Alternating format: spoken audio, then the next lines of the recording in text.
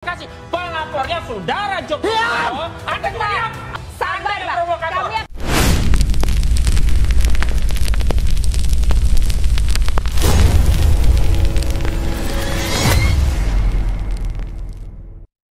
Guys, Anda kembali bersama saya lagi Bang Bill. Di video kali ini kita akan lihat bagaimana perdebatan antara Ahmad Khozinuddin dan juga Pak Arianto, seorang purnawirawan polisi yang kemudian menjadi penasihat Kapolri, bersama dengan lawyernya Tifa, Rismond dan juga Roy Suryo, atau mereka-mereka yang menuduh ijazahnya Pak Jokowi palsu.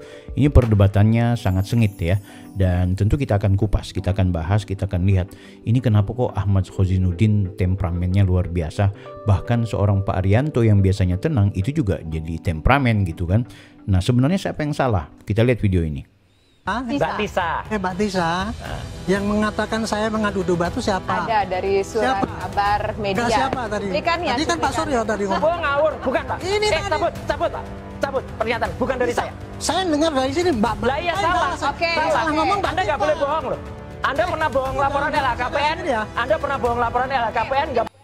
Kenapa Roy Suryo kok langsung menghajar seorang LHKPN?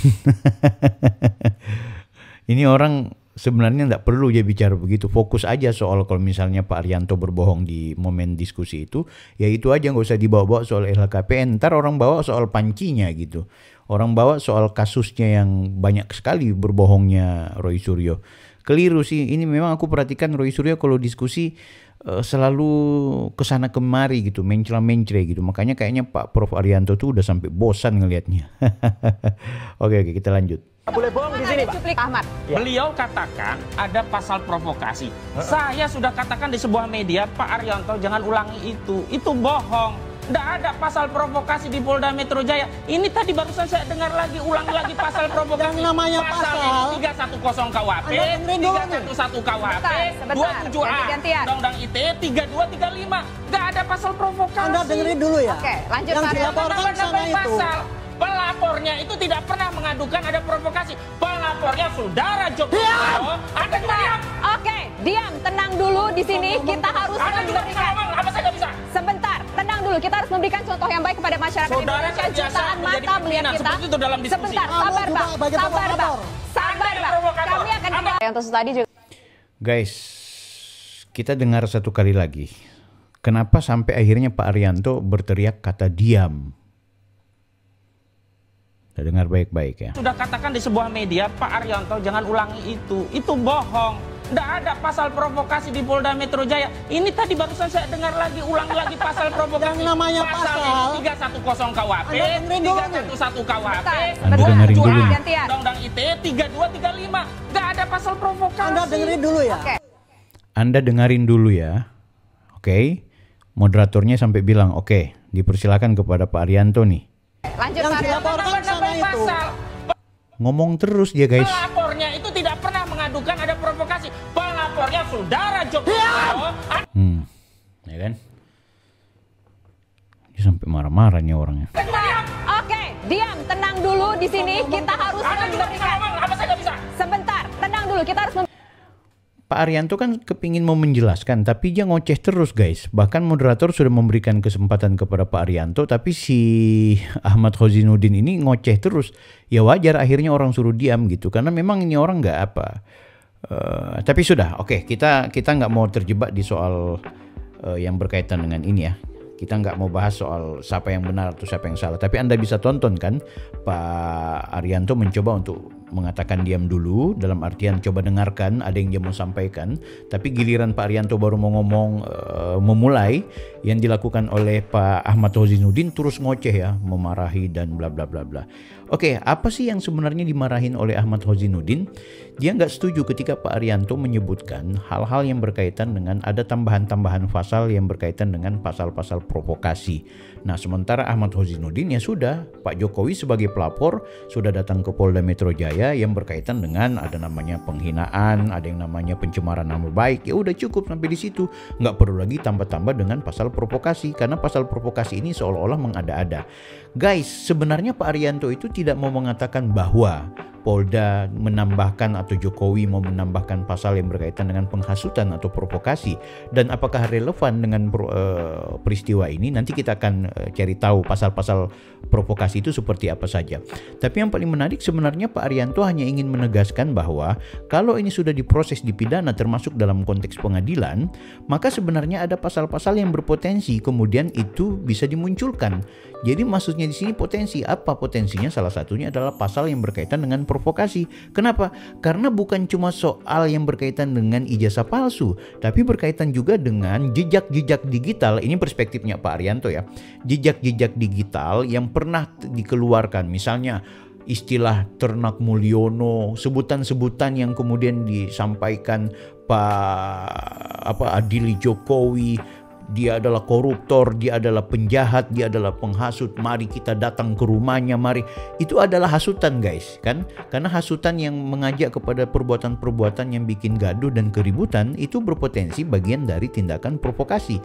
Nah, itu jejak digital yang menurutnya Pak Arianto ini berpotensi kemudian dimunculkan tanpa kemudian Pak Jokowi secara personal untuk kemudian memberikan kepada polisi atau pengadilan atau pihak yang berwenang untuk memasukkan pasal itu. Jadi itu improvisasi yang disampaikan Pak Arianto. Kita lihat ya, ada salah satu komentar Pak Arianto yang menurutku menarik ketika dia menceritakan soal potensi adanya provokasi. Ini kita lihat. Yang satunya lagi bukti-bukti yang menunjukkan bahwa apakah itu ada tindakan provokasi ataupun pencemaran nama ataupun apalah yang dituduhkan di situ. Ya. Saya ingin menjawab tadi pertanyaan tadi. Dikatakan tidak ada provokasi. Iya, memang kalau yang dilaporkan kemarin Pak Jokowi itu kemana hanya pencemaran nama. Ya, ingat ya, yang dilaporkan oleh Pak Jokowi ke polisi itu berkaitan dengan pencemaran nama baik ya. Di mana letak provokasinya ini dijelaskan. Polisi dengan melihat jejak-jejak digital yang ada, itu polisi bisa menyimpulkan ini ada nggak tindakan-tindakan yang termasuk dalam provokasi, tindakan yang termasuk dalam fitnah. Itu kalau memang itu ada, itu tidak menutup kemungkinan itu bisa dimasukkan di dalam pembuktian yang ada di Metro. Makanya saya bilang pembuktian di Metro itu ya di dalam rangka untuk membuktikan apakah Pak Jokowi itu dicemarkan gitu ya, itu pasti berjalan. Tapi bukti-bukti yang terkumpul itu kan lebih daripada itu, karena ada kan provokasi atau nggak percaya sama ini dan sebagainya. Itu penyidik bisa menarik kesimpulan, bisa saja dia bikin satu LP baru, termasuk tersangka baru, itu sangat mungkin gitu loh. Saya tidak menakut-nakuti. Ini saya ngomong sama publik ya. Inilah kira-kira begitu. Proses ini sudah on the right track, sudah pada hukum. Tinggal kita monitor nanti proses yang dilakukan oleh Polda Metro. Mudah-mudahan Polda Metro mau menerima saran saya, yaitu digelar, kalau gelar terbuka khusus ya. Masing-masing pihak dipanggil sehingga bisa ngelihat itu tadi. Jadi tadi nggak ada lagi komplain, wah saya nggak pernah lihat ijazahnya aslinya dan itu. Tidak harus di pengadilan untuk menyaksikan itu. Yang penting Mas Rosuryo dan teman-teman bisa melihat yang diharapkan. Iya, yang berperkara itu boleh ngelihat kan. Nanti kepada gelar itu kan buktinya kan sudah disita. Sudah disita semua. Termasuk pembandingnya juga disita kan. Tapi saya ada setuju. Tunggu. Silakan Pak, silakan. Jadi semua kan disita. Barang buktinya disita. Pasti nanti Pak Jokowi jasanya juga disita juga taruh situ. Jadi tidak benar tuh kok. Hanya nanti di pengadilan saya sampaikan enggak. Kalau saya sudah jadi barang bukti, ya sudah bisa diperiksa. Gitu.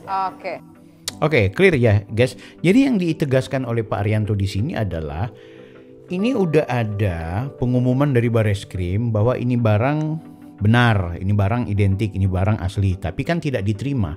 Jadi perbuatan yang tidak menerima undang-undang, perbuatan yang tidak menerima hasil laporan dari pihak yang berkewajiban dan berwenang, kemudian menghasut publik, itu juga perbuatan yang kategorinya adalah provokasi. Makanya benar apa yang disampaikan oleh Pak Arianto, ini berpotensi akan ada temuan-temuan baru di luar dari Pak Jokowi yang melaporkan tentang pencemaran nama baik. Ya, polisi juga melihat ada potensi provokasi, penghasutan yang dilakukan oleh Roy Suryo dan kawan-kawan karena merasa tidak menerima, karena merasa tidak puas dengan keputusannya pengadilan, keputusannya kepolisian, informasi dari Bareskrim, kemudian memprovokasi masyarakat. Kan gitu. Apakah ini sampai gaduh? Gaduh guys. Gaduh kan tidak perlu repot-repot berkaitan dengan orang datang ke sana kemudian main pukul, main hajar, main tindakan kekerasan. Kegaduhan ya hari ini terjadi di media sosial, ya kan? Sehingga itu menurutku wajar kalau kemudian berpotensi ada yang namanya pasal-pasal provokasi. kita bahas yuk soal pasal provokasi ini yang seperti apa. Bagaimana sih kita mau menelanjangi istilah provokasi ya. Nah, kita mari rame-rame cari ke Google saja. Kita cari tahu apakah ada pasal-pasal yang berkaitan dengan provokasi guys ya. Oke, langsung saja kita lihat ini. Kita cek saja buat belajar pasal provokasi ya. Ada di Undang-Undang UTE juga, ITE ya. Nah, pasal provokasi di Undang-Undang ITE ini misalnya berkaitan dengan pasal 28 ayat 2 dan pasal 28 ayat 3 mengatur tentang penyebaran informasi elektronik yang menimbulkan rasa kebencian. Jadi menimbulkan rasa benci, ini kan yang mereka lakukan sebenarnya rasa kebencian kan gitu. Atau permusuhan, hanya memang basisnya apa? Berdasarkan suku, agama, ras, atau golongan SARA. Masuk nggak dalam konteks ini? Kalau aku sih melihat ada potensi SARA, karena bicara antar golongan ya. Istilah Tifa bahwa ini ternak Mulyono, ini kolamnya begini, ternak Mulyono ini begitu, ini ternak Mulyono, itu bagian dari antar golongan. Telah terjadi konflik antar golongan, ini bisa berkembang guys, dan ini berpotensi. Jadi bukan cuma soal ijazah palsu dan penyemaran nama baik, tapi bagaimana penggiringan opini untuk kemudian tidak menghormati pendapatnya orang yang memberikan dukungan ke Pak Jokowi. Begitu juga orang yang mendukung Pak Jokowi tidak menghormati pendapat orang yang anti kepada Pak Jokowi. Yang terjadi adalah provokasi yang akhirnya gaduh, kan seperti itu. Kalau di KUHP bagaimana sih, kita lihat ya KUHP tentang penghasutan ya. Penghasutan, kita lihat pasal penghasutan itu di pasal 160. Oke, kita baca baik-baik ya, kita nggak usah buka sampai detail lah. Oke, kita buka ini aja. Karena hukum online biasanya lebih enak dipelajari guys. Barang siapa di muka umum dengan lisan atau tulisan menghasut supaya melakukan perbuatan pidana, melakukan kekerasan terhadap penguasa umum atau tidak menuruti baik ketentuan undang-undang maupun perintah jabatan yang diberikan berdasarkan ketentuan undang-undang, diancam dengan pidana penjara paling lama 6 tahun atau pidana denda paling banyak Rp4.500. Masuk nggak pasal 160 ini KUHP ya? Tinggal kita lihat apakah ada potensi seperti itu, sebab ini berkaitan dengan melakukan perbuatan pidana. Jadi menghasut lewat tulisan maupun lisan, yang kemudian perbuatan pidananya itu dalam konteks melakukan kekerasan juga. Jadi perbuatan pidana apa? Ya termasuk di dalamnya misalnya memfitnah, menghina, itu perbuatan pidana kan gitu. Oke, kita lihat penjelasannya. Patut diperhatikan bahwa pidana denda dalam pasal 160 KUHP tersebut tidak lagi 4.500 melainkan 4,5 juta berdasarkan pasal 3 Perma. Jadi sudah ada Perma di tahun 2012 peraturan Mahkamah Agung ya. Unsur pasal 160. Nah, ini unsurnya seperti apa? Oke. 1. Menghasut. Artinya mendorong, mengajak, membangkitkan atau membakar semangat orang supaya berbuat sesuatu. Ini hasutan kan gitu. Apa berbuat sesuatu? Apakah harus kekerasan? Apakah harus datang ke rumah Pak Jokowi? Tidak juga. Orang bikin postingan, orang bikin meme-meme, orang bikin tindakan-tindakan yang kemudian menggiring orang untuk membenci Pak Jokowi, itu penghasutan loh. Ya kan? Apalagi menghasut rakyat datang ke UGM, bahkan datang ke rumah wilayah properti privatnya Pak Jokowi. Itu juga tindakan hasutan. Kan seperti itu. Apalagi menghasut itu lebih keras daripada memikat atau membujuk, akan tetapi bukan memaksa ya kan gitu. Tapi dia bukan memaksa, namun dia bukan cuma sekedar merayu, betul-betul menggiring guys. Nah, yang mereka lakukan hari ini kan penggiringan. Oke. Orang memaksa orang lain untuk berbuat sesuatu bukan berarti menghasut. Cara menghasut orang itu misalnya secara langsung, seranglah polisi yang tidak adil itu, bunuhlah dan ambillah senjatanya. Nah, itu cara yang bagian dari menghasut. Pertanyaannya, apakah yang mereka lakukan kepada Pak Jokowi menghasut? Oh iya dong. Kenapa? Datanglah ke rumahnya Pak Jokowi, persekusi dia, mintalah ijazahnya gitu. Itu persekusi guys, itu tindakan hasutan. Ayo kita serbu rumahnya Pak Jokowi, ayo kita serbu UGM. Itu hasutan, hanya tinggal kita melihat apakah terjadi tindakan pidana setelah mereka menghasut itu. Itu yang kemudian kita lihat. Nah, pidananya di mana ya? Salah satunya adalah pelecehan, penghinaan, fitnah, menuduh ijazah palsu. Beda kalau seandainya mereka bilang, ayo kita rame-rame datang ke rumahnya Pak Jokowi menanyakan ijazahnya tanpa di belakangnya mengatakan takbir adili Jokowi, ijazahnya palsu, Jokowi penjajah, Jokowi penjahat. Kalau tidak dibarengi dengan itu, mungkin konteksnya beda, bukan hasutan, melainkan silaturahmi halal bihalal dan diskusi dengan Pak Jokowi. Nah, yang mereka lakukan hari ini kan meneriakkan yel-yel kebencian kepada Pak Jokowi, kemudian memperkusi beliau datang ke rumahnya, dan juga memprovokasi rakyat dengan menyampaikan bahwa Pak Jokowi ijazahnya palsu, UGM juga sudah terjadi perbuatan berbohong sana-sini, bahwa telah terjadi A, B, C, D. Itu pasal-pasal penghasutan dan provokasi, itu bisa ditanamkan dan disematkan kepada mereka-mereka yang menuduh ijazahnya Pak Jokowi palsu. Dr. Tifa yang selalu membuat dikotomi, itu yang namanya Ternak Mulyono itu mana paham soal ini, Ternak Mulyono itu begini, Ternak Mulyono itu kan golongan SARA gitu. Yes, dan aku rasa bisa, dan itu tinggal pengembangan tentunya. Siapa yang kembangkan? Ya pihak kepolisian tentunya. Jadi Ahmad Khozinuddin jangan marah kalau kemudian polisi menggunakan pasal itu, tinggal Anda buktikan di persidangan apakah kemudian di pengadilan nanti pasal itu relevan atau tidak. Ya argumentasi hukum Anda nanti berdebat di pengadilan. Kan seperti itu guys. Jadi aku setuju dengan penasihat Kapolri kita dukung terus untuk kemudian ini mengerem cara-cara dan tindakan-tindakan yang dilakukan oleh para penuduh ijazah palsu yang kadang-kadang melampaui batas. Itu juga Ibu Tifa bilang ini puasa, itu jadi nggak substansial, jadi kita diajak, digiring. Ya, media sosial mereka itu bahkan kalau di pasal 310 mereka tuh udah kena. Kenapa? Di pasal 310 itu orang yang dengan sengaja memberitahukan di ruang publik tentang kesalahan orang saja itu sudah bermasalah. Kita baca pasal 310 ya guys ya. Pasal 310 KUHP. Kita baca baik-baik. Ya. Kita lihat barang siapa sengaja menyerang kehormatan atau nama baik seseorang dengan menuduh melakukan sesuatu perbuatan yang diketahui umum, maka akan dipidana. Jadi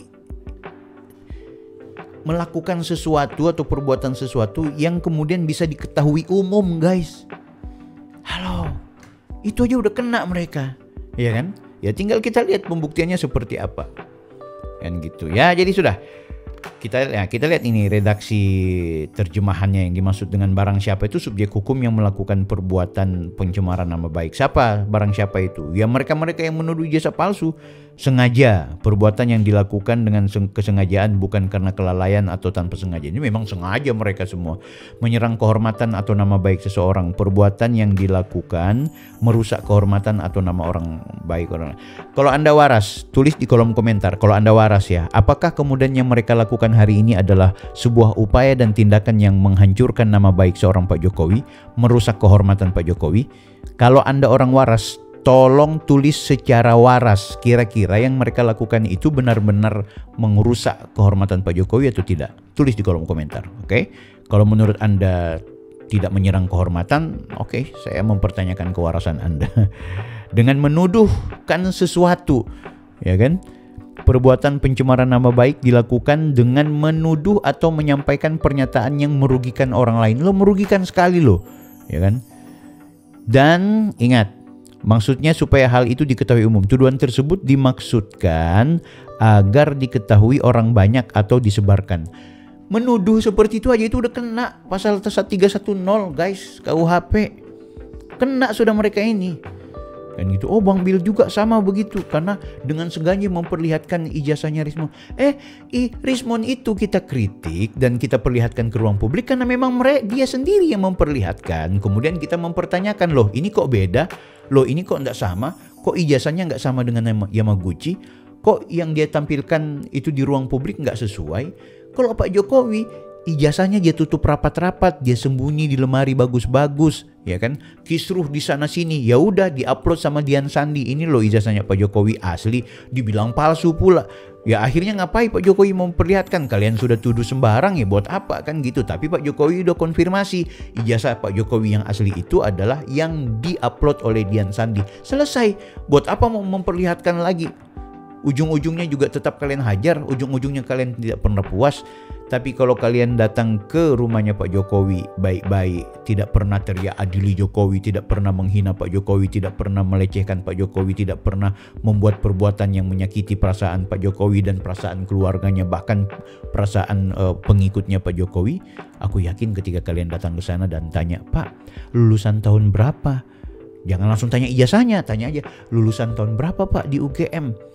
"Saya tahun 85. Itu waktu siapa Pak rektornya?" "Oh Pak ini dekannya." "Oh iya." "Terus Pak yang tanda tangan itu Pak Sumitro nih." "Oh ini sebentar ya saya ambil." Kan pasti kan seperti itu Pak Jokowi akan perlihatkan. Ini enggak, adili Jokowi, dia penjahat, dia koruptor, dia adalah penjajah, dia adalah perusak bangsa yang menghancurkan hukum. Mari kita adili Pak Jokowi, ayo kita datang ke rumahnya. Mana ijazahmu? Jok. Gimana orang mau memberikan ijazahnya? Itu kan tindakan yang buruk dan tidak etis. Ahmad Khozinuddin, Anda sebaiknya memperbaiki akhlak Anda sebagai seorang lawyer, karena Anda terlihat tidak mencerminkan sebagai pengacara yang elegan, melainkan Anda justru menimbulkan keresahan, bahkan Anda menimbulkan kegaduhan di mana-mana, termasuk cara Anda kemudian menyikapi di setiap diskusi dengan orang. Selalu nada dan tensi Anda tinggi yang menyebabkan Anda kemudian perlu mendapat kritik, bahkan teriakan langsung dari penasihat Kapolri. Tulis di kolom komentar kalau ada yang kurang berkenan. Saya Bang Bill, Offside.